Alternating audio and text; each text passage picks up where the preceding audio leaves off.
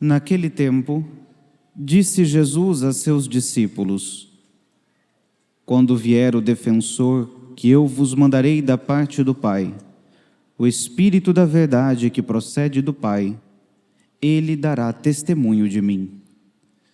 E vós também dareis testemunho, porque estáis comigo desde o começo.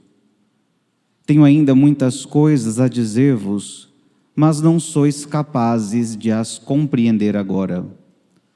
Quando, porém, vier o Espírito da verdade, ele vos conduzirá à plena verdade, pois ele não falará por si mesmo, mas dirá tudo o que tiver ouvido, e até as coisas futuras vos anunciará. Ele me glorificará, porque receberá do que é meu, e vô-lo anunciará. Tudo que o Pai possui é meu. Por isso, eu vos disse que o que ele receberá e vos anunciará é meu. Palavra da salvação. Glória a vós, Senhor. Aleluia, aleluia, aleluia.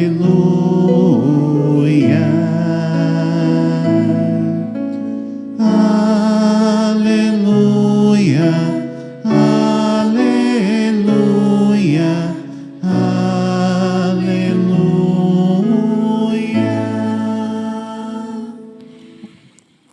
Meus queridos irmãos e irmãs, nesta manhã de hoje, nós nos recordamos que por diversas e diversas vezes, nosso Senhor Jesus Cristo, ao longo de sua vida, disse palavras semelhantes àquelas que nós acabamos de ouvir no Santo Evangelho da missa de hoje. Por diversas e diversas vezes, nosso Senhor prometeu aos discípulos que viria um outro depois dele, que viria o defensor, que viria o Paráclito, que viria o Espírito. Na manhã de hoje nós recordamos todas essas ocasiões que nosso Senhor anunciou isso aos seus discípulos, porque na manhã de hoje nós vemos o cumprimento dessas promessas. Nós vemos o cumprimento de cada uma dessas vezes que nosso Senhor afirmou aos discípulos que enviaria o seu Espírito sobre eles. Certamente, no momento em que nosso Senhor anunciava isso, os discípulos não compreendiam. O próprio Senhor tinha consciência disso e o diz nos Santos Evangelhos. Quando nosso Senhor prometia o Paráclito, o advogado, o defensor, talvez entre os discípulos houvesse uma conversa para tentar compreender de quem é que o Senhor estava falando. Quem seria este?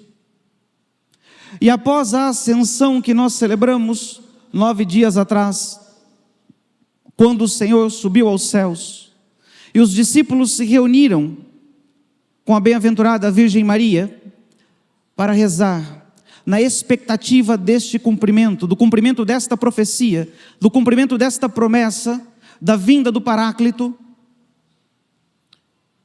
permaneceram, talvez em profundo recolhimento, em silêncio. Não temos muitas informações bíblicas a respeito disso, mas o fato é que na manhã de hoje, na manhã da festa de Pentecostes, a festa judaica da colheita, os discípulos, juntamente de Maria, colheram os mais preciosos frutos, os mais saborosos dons, coisa que a terra não pode oferecer, coisa que o trabalho humano não pode oferecer, algo que só poderia vir da parte de Deus. O dom do Divino Espírito Santo, o derramamento do amor nos corações daqueles homens e daquelas santas mulheres que perseveravam, unidos na oração.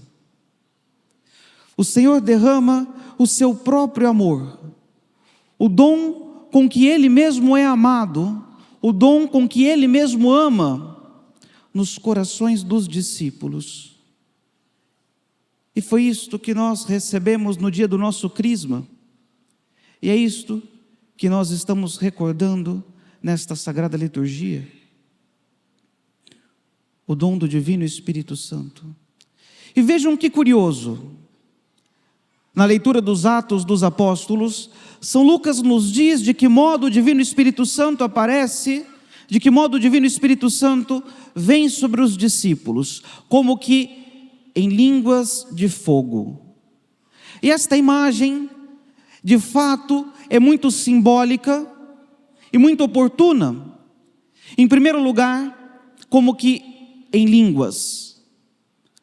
Sim, porque este seria o instrumento utilizado pelos apóstolos para a propagação da fé. O instrumento utilizado pelos apóstolos para que o amor de Cristo fosse difundido sobre a face da terra, para que então a face da terra seja renovada. Foi através da pregação apostólica que a fé chegou até nós. Foi através da pregação apostólica que a fé chegou até os lugares mais afastados, como está descrito naquele versículo programático do Atos dos Apóstolos. Vós sereis as minhas testemunhas por toda a Judéia, depois pela Samaria, pela Galileia e enfim por todo o mundo.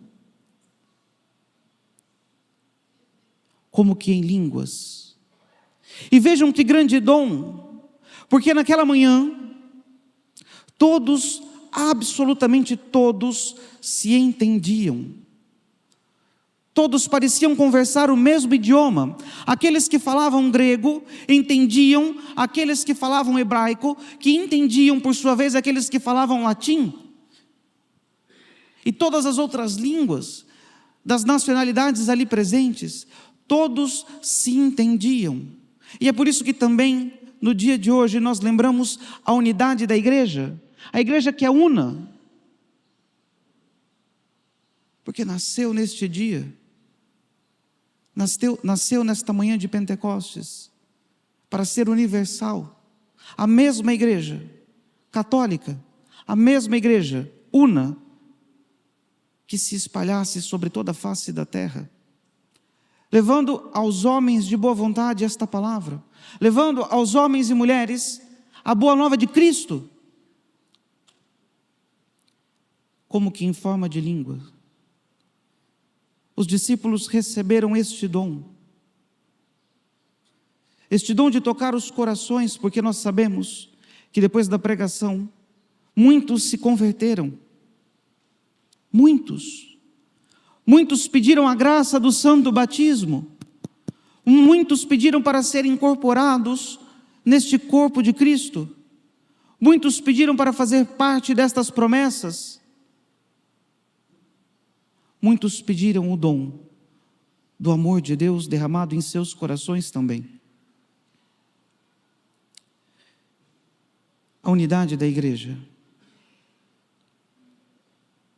Todos nós falamos uma única língua, falamos um único e mesmo idioma, todos nós cremos numa mesma verdade, num mesmo evangelho. Todos nós professamos a mesma fé, o mesmo credo, os mesmos 12 artigos. Todos nós aqui cremos nestas mesmas verdades. E não só nós que estamos aqui, mas também os cristãos que estão espalhados por toda a terra. Não é possível que alguém creia algo diferente, porque isto feriria a unidade da igreja. Seria contra o dom da fundação da própria igreja. Seria contraditório. Alguém que creia diferente já não faz parte da igreja. Alguém que creia distintamente daquilo que nos ensinaram os apóstolos já está fora da igreja. Feriu o vínculo de unidade. Como que em línguas, todos se entendiam. Todos devemos nos entender. Apoiados sobre a mesma fé, apoiados sobre a mesma pregação apostólica, apoiados sobre as mesmas verdades reveladas por nosso Senhor, como que em línguas de fogo. O fogo, símbolo da caridade e do amor, que é aquilo que faz com que de fato os homens e as mulheres que fazem parte do corpo de Cristo sejam levados a testemunhar, sejam levados a pregar o Evangelho, sejam levados a anunciar estas verdades. É o amor, é a caridade. Caritas Christi udet nos. A caridade de Cristo nos impele, nos impulsiona, nos faz levarmos esta verdade, nos faz levarmos esta boa notícia até os confins da terra. Foi isso que fez com que um São José de Anchieta deixasse a sua terra e viesse para cá, para gastar sua vida entre os índios, anunciar a verdade, anunciar o Evangelho, anunciar a boa nova de Cristo.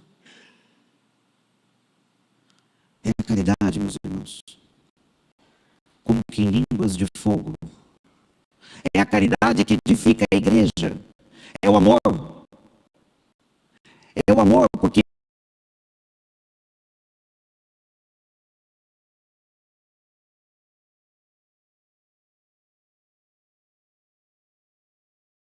é assim que nos reconhecerão como os discípulos de Cristo.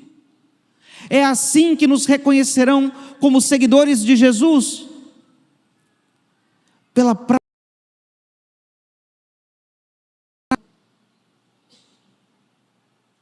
fazendo como o Senhor pediu que fizéssemos, seguindo o testamento do amor. A insistência dos apóstolos nisso é tremenda, porque no dia de Pentecostes foram preenchidos por este dom e compreenderam isso, e transmitiram isso a nós que somos seus seguidores, seus filhos na fé.